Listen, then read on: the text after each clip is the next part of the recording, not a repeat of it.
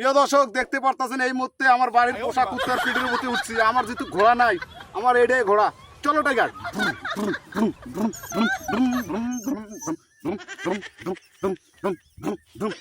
দেখছেন দেখছেন প্রিয় দর্শক, বাড়ির পোষা কুত্তা দিয়ে অনেক কিছু করা যায়। চাইলে আপনারাও করতে পারেন।